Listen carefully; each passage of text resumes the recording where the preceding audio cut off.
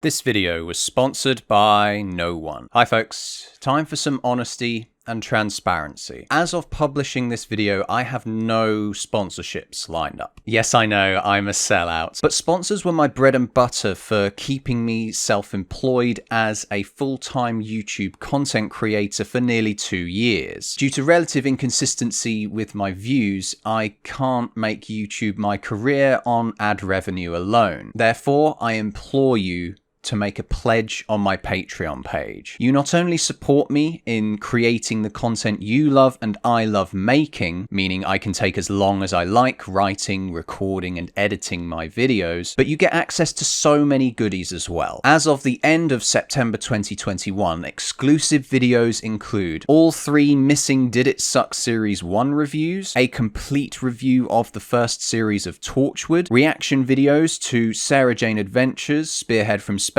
and The Twin Dilemma, as well as reactions to my original Vincent and the Doctor and Let's Kill Hitler reviews. You get access to all this no matter how much you pledge. This is truly the way I've always envisioned the channel being funded, as the more patrons I get, the less likely I'll be urging you to spend your money not funding the channel. Now, ladies and gentlemen, let's return to the murky waters of Series 6. The God Complex is, honestly, a hot mess. I love the idea of the characters running around a hotel of personalized nightmares, as well as its thematic connection to being lost in a labyrinth with a Minotaur. On the surface, we have a juicy, ripe idea for a Doctor Who episode, but unfortunately, it doesn't quite work in terms of execution. The writer of this episode, Toby Whithouse, has certainly disappointed me more and more over the years, with his best episodes apparently being a 2-parter in Series 9. That's strange. Those episodes are about a labyrinth of scary things with uninteresting characters too. Oh, and one of which just happens to be another Tivolian with a rather tall alien monster plodding around to boot. The episode begins with a police officer lost in the Overlook Hotel. She gets overwhelmed by her faith in something and then gets killed, screaming with her mouth shut.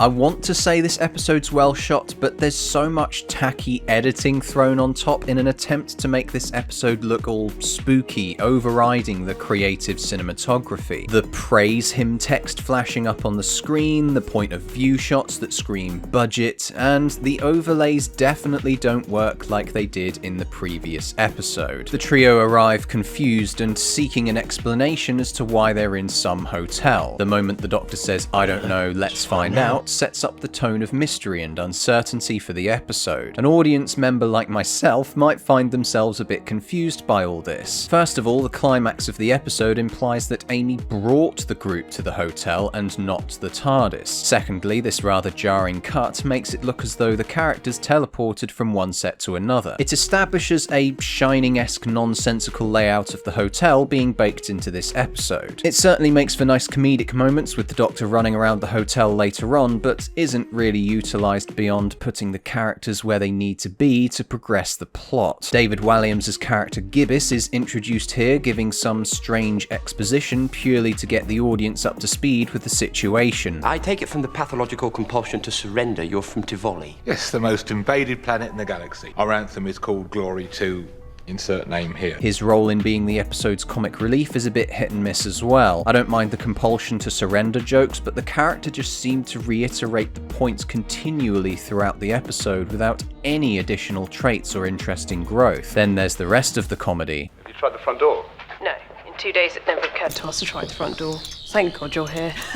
See, this isn't bad, it's just, why did they need Amy to essentially hold up the cue to laugh card to the audience right here? Another layer of confusion is added when we see a bloke's worst fear room happens to be in the hotel bar. It's certainly strange, but didn't exactly unsettle me. We then explore more of these rooms, acting as a large reference to George Orwell's 1984. People on my Discord server seem to know a lot about that. The torture chamber in the novel is named Room 101, where prisoners were subjected subjected to their own worst nightmares. There's also this guy reciting the Oranges and Lemons nursery rhyme that is recited in the book also. One of the rooms we saw was from this nerdy blogger being mocked by a group of party girls. The Doctor's reaction was so peculiar to me, almost disturbing in fact. Despite warning everyone earlier, If you feel drawn to a particular room, do not go in and make sure someone else can see you at all times. he just stood there and smiled. Ooh, young girls, how exciting! Another room had a couple of weeping angels inside. A perfectly reasonable thing to put in there, and I thought it was a good misdirection as to whose room this belonged to. Turns out though, it was this mole guy's, which, whilst answering one question, raised several others. Why would the weeping angels enslave a species? Why isn't Rory the focus of this event? He's never even seen them before. This moment also undermined the big Minotaur monster outside the door, because in my mind, nothing the show has produced has been scarier than the weeping angels. Sadly, we don't get any explanation about the mole man's fear of weeping angels. Instead, we just have Amy passing on her faith in the Doctor onto him. The Doctor's been part of my life for so long now, and he's never let me down. He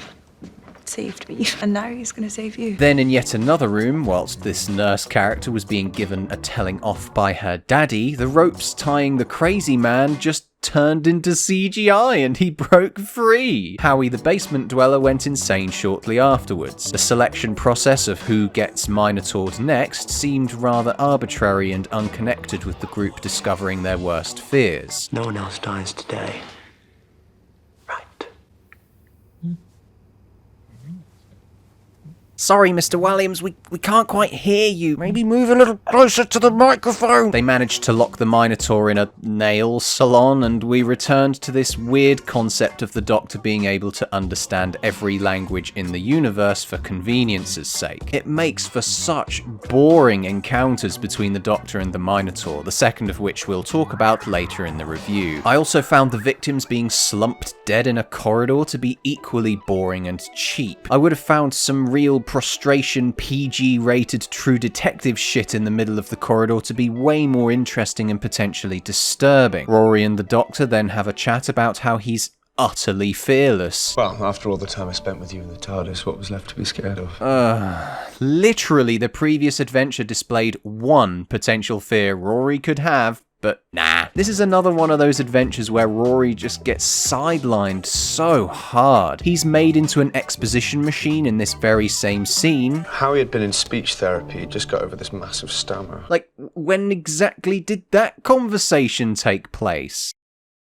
Why what? Why is it up to you to save us? That's quite a god complex you have there. Hey, that's the name of the show. As well as being allured to young women, the Doctor was also drawn to this nurse character, Rita, the only emotional tie for her becoming the next victim. Her death was such an overly emotional segment for a character that did nothing but talk about her religion and make cups of tea. Aside from being a bit of a Martha Jones clone, I couldn't think of a single reason why all this slow motion and music was needed. But Harry, she showed leadership qualities and was fearless before she started praising him. Yeah, and to me that just makes her as boring as Rory in this episode. The Doctor then had an out of focus temper tantrum where we then saw the remaining survivors sitting at different tables? What a weird shot. To make things even weirder, the Doctor is seen with a Rubik's Cube on his table as he figured out it was faith, not fear, the monster fed on. The moment he stood up though, oh look, it's gone! what the fuck was the point in even putting it there? Rubbish.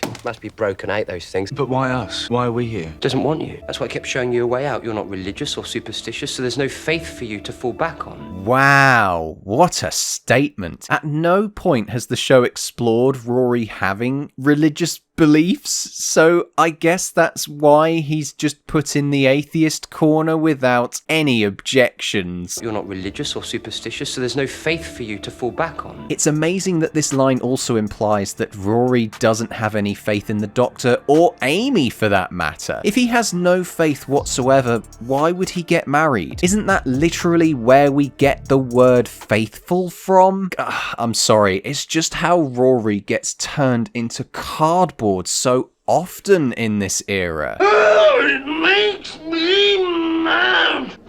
So Amy's worst nightmare apparently is waiting for the doctor again. I mean, it seems logical enough, but all of a sudden Rory gets the hardest sidelining possible, literally shoving him into the corner of the room. And he stays there for the remainder of the scene. Suddenly, at the doctor's command, Forget your faith in me. the sodding slow motion started up again. The Minotaur collapsed in the hallway from being a drunken maniac, and then the doctor came and comforted it in its last dying moments. And I'd have succeeded if it weren't for those meddling kids. One trippy M. Night twist later, and they reveal the Minotaurs are set up on planets to be their god. Distant cousin of the Naimon, they descend on planets and set themselves up as gods to be worshipped.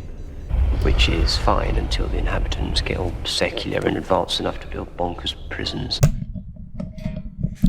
Let's hear that one more time. They descend on planets and set themselves up as gods to be worshipped.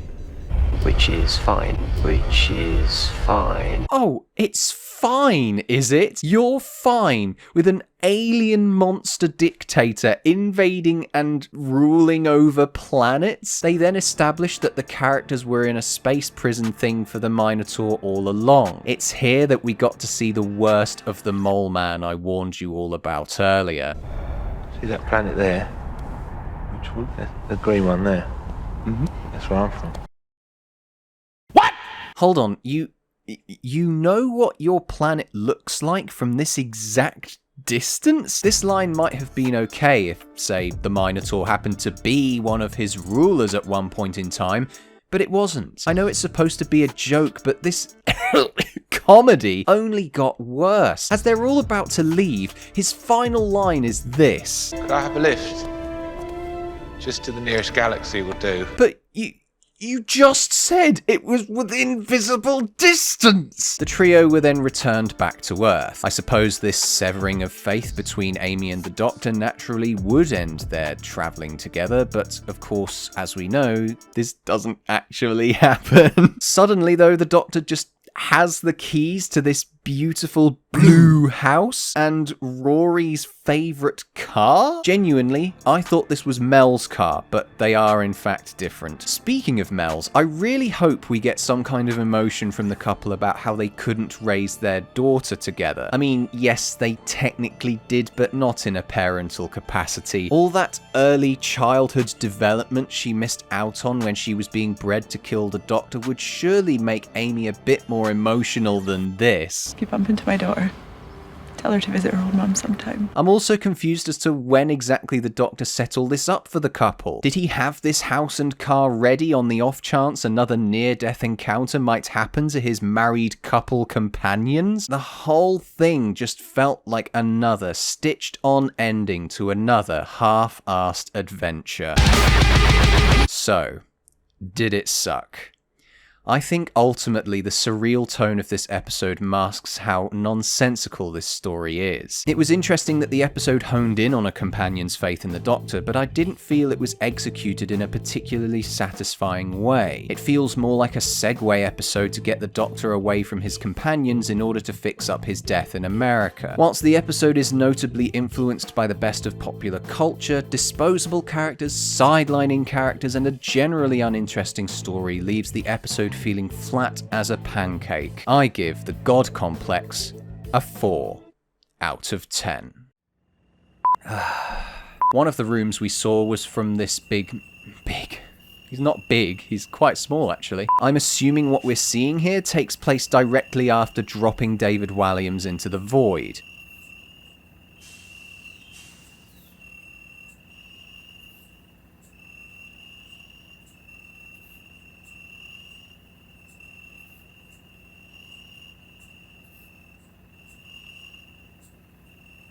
All 3 missing Did It Suck Series 1 series reviews? Why did I put series there? What the fuck? A bit nervous being on camera.